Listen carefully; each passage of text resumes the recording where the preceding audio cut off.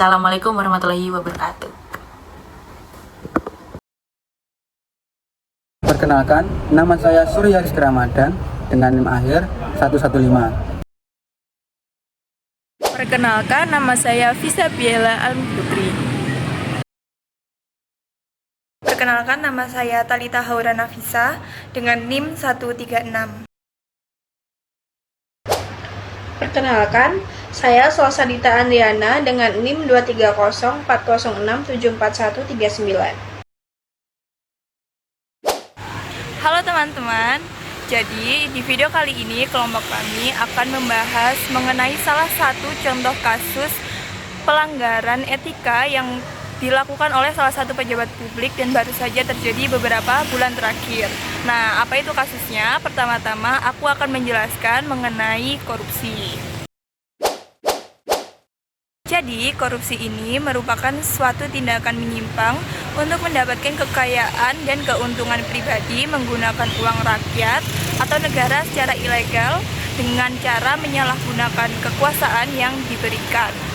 Korupsi ini bisa dibilang satu masalah yang berdampak sangat besar karena korupsi ini dapat mengganggu pertumbuhan dan pembangunan negara.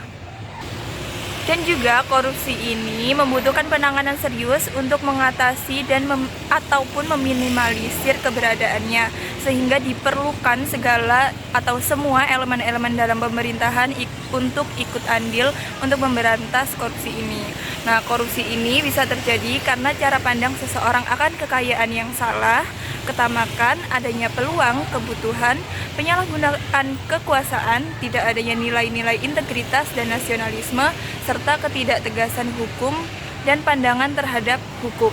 Nah, salah satu contoh kasusnya adalah kasus yang akan kita bahas di video kali ini, yaitu kasus korupsi yang melibatkan Menteri Pertanian Syahrul Yassin Limpo atau SYL.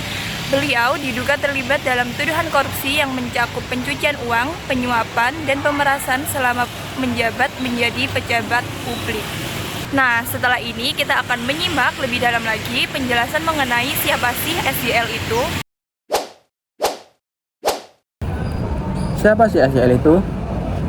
Dan apa sih jabatannya? SYL atau Syahrul Yassin Limpo lahir pada tanggal 16 Maret tahun 1955.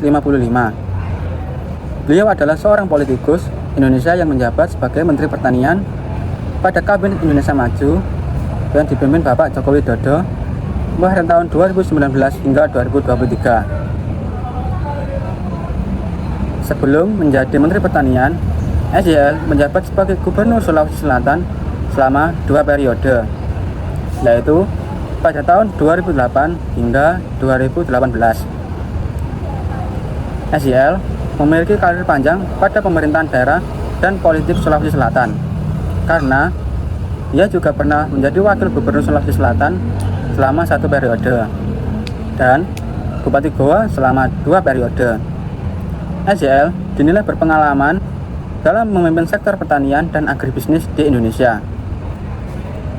SYL menjadi sorotan publik ketika kasus korupsi yang dilakukannya. Kasus ini tentunya berdampak besar pada reputasi SYL yang sebelumnya dikenal sebagai tokoh penting di Kementerian Pertanian. Kini, dengan adanya putusan hukum yang memberatkannya, masa depan karir politik menjadi diragukan di mata publik dan rekan-rekan politiknya.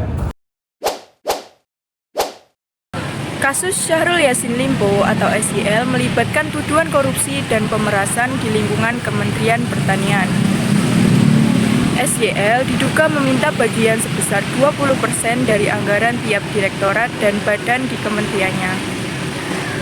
Uang tersebut menurut dakwaan digunakan untuk kebutuhan pribadi SYL, termasuk membeli mobil, jet pribadi, serta untuk tujuan lain termasuk acara keluarga seperti pertemuan keluarga besar, untuk kegiatan sosial dan keagamaan, serta untuk mendanai kegiatan yang berkaitan dengan kegiatan partai politiknya.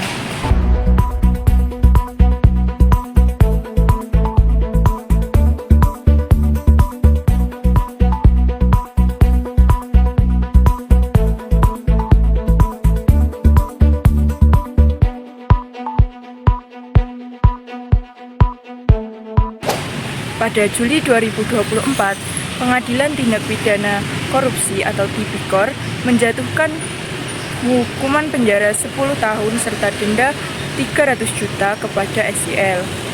Hukuman ini kemudian diperberat oleh Pengadilan Tinggi DKI Jakarta menjadi 12 tahun. Dengan denda tambahan sebesar 500 juta rupiah dan uang pengganti sekitar 44,2 miliar rupiah serta 30.000 US dollar. SYL mengaku bahwa kasus ini adalah bentuk penganiayaan politik. Namun, jaksa dan hakim menyatakan bahwa tindakannya ini telah mencederai kepercayaan publik dan melawan upaya pemerintah dalam pemberantasan korupsi. Menyatakan terdakwa Syahrul Yassin Limpo tersebut di atas telah terbukti secara sah dan meyakinkan bersalah melakukan tindak pidana korupsi secara bersama-sama dan berlanjut, sebagaimana dakwaan alternatif pertama penuntut umum. 2. Menjatuhkan pidana terhadap terdakwa Syahrul Yassin Limpo oleh karena itu dengan pidana penjara selama 12 tahun. Menurut Pusat Edukasi Anti Korupsi KPK, dua kategori penyebab terjadinya korupsi, yaitu eksternal dan internal. Gaya hidup konsumtif, kurangnya moral, dan kerakusan atau keserakahan adalah contoh pengaruh internal. Kecenderungan terhadap kerakusan atau keserakahan menyebabkan seseorang mengabaikan halal dan haram ketika mengejar makanan. Sehingga, memiliki terlalu banyak atribut tersebut dapat menyebabkan korupsi. Selain itu, orang yang memiliki moral yang rendah akan sulit untuk menahan dorongan untuk melakukan korupsi, terutama jika godaan tersebut datang dari teman, atasan, atau orang lain yang memberikan kesempatan untuk melakukan korupsi. Selain itu, gaya hidup konsumtif juga dapat menjadi komponen internal yang berkontribusi terhadap korupsi, karena permainan uang dan korupsi dapat didorong oleh perilaku masyarakat yang materialistis dan konsumtif, serta sistem politik yang terus mendewakan harta benda. Contoh dari kekuatan eksternal adalah politik, hukum, ekonomi, dan sosial. 1. Politik. Dalam kasus SYL, kebijakan-kebijakan pribadi dibuat untuk anggota stafnya yang menduduki posisi eselon 1 dan eselon 2 sebagai pejabat senior, sehingga menjadi cara untuk melakukan korupsi. Hal ini menyiratkan bahwa korupsi dapat dipengaruhi oleh masalah politik. 2. Hukum. Cara korupsi dilakukan dapat dipengaruhi oleh para petinggi dalam sistem hukum yang mengendalikan pencurian dan penggunaan keuangan. Dalam kasus SYL, pembayaran cicilan kartu kredit dan pembelian mobil Alphard milik SYL dilakukan dengan menggunakan mata uang asing yang diterima setiap bulan melalui KS dan MH. 3. Ekonomi. Praktik korupsi dapat dipengaruhi oleh alasan ekonomi seperti gaji pegawai yang rendah dan pendapatan yang tidak stabil. Dalam kasus SYL, korupsi didorong oleh otoritas pemerintah serta kesempatan pejabat pemerintah dan sekutunya untuk menikmati uang. 4. Sosial. Korupsi didorong oleh nilai-nilai sosial seperti keyakinan bahwa individu adalah korban utama korupsi, bahwa individu tidak menyadari keterlibatan mereka dalam korupsi, dan bahwa individu dapat secara aktif berkontribusi pada agenda pemantauan dan pencegahan korupsi. Oke baik, selanjutnya adalah cara pencegahan dan beberapa cara yang dapat dilakukan sebagai upaya untuk meminimalisir adanya tindak pidana korupsi yang pernah dilakukan dan serupa seperti Sultan Yassin Limpo atau yang biasa kita sebut SYL. Yang pertama, penegakan hukum yang tegas terhadap koruptor. Penting adanya penegakan hukum dan transparansi dalam menjaga kepercayaan masyarakat terhadap pemerintah dan lembaga publik lainnya. Tindakan hukum yang tegas dan transparan akan memberikan sinyal kuat bahwa tindakan korupsi tidak akan ditoleransi dengan cara apapun. Selain itu, perlu adanya upaya pencegahan korupsi melalui perubahan undang-undang yang mengikat dan membuat para aparatur publik takut untuk melaksanakan yang namanya korupsi. Undang-undang yang jelas dan tegas dapat menjadi landasan hukum yang kuat untuk menindak tegas tindakan korupsi. Upaya lainnya adalah dengan meningkatkan pengawasan internal dan pengawasan eksternal. dan pemerintahan mengoptimalkan sistem pencegahan berbasis IT. Adanya pengawasan baik internal maupun eksternal yang kuat dalam mendeteksi korupsi dan sistem pencegahan yang efektif diharapkan dapat meminimalisir tindakan korupsi, sehingga public trust dapat pulih dan kembali lagi seperti sebelum adanya maraknya tindakan korupsi. Dalam konteks kasus korupsi Menteri Pertanian Sultan Yassin Limpo, upaya pemulihan public trust juga perlu melibatkan pendekatan sosial dan edukasi masyarakat. Peningkatan kesadaran masyarakat akan pentingnya tata kelola pemerintahan yang bersih dan transparan dapat membantu membangun kembali public trust yang terkikis akibat kasus korupsi tersebut. Kasus korupsi merupakan tantangan yang berat dalam menciptakan good governance dan sulit untuk dihilangkan secara permanen dan menyeluruh.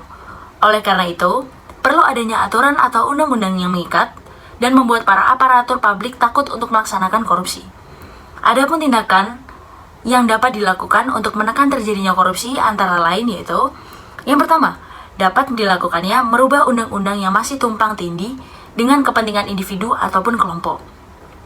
Suatu undang-undang sebaiknya berlaku sama untuk seluruh individu tanpa adanya campur tangan kepentingan maupun digunakan untuk menguntungkan segelintir orang maupun kelompok.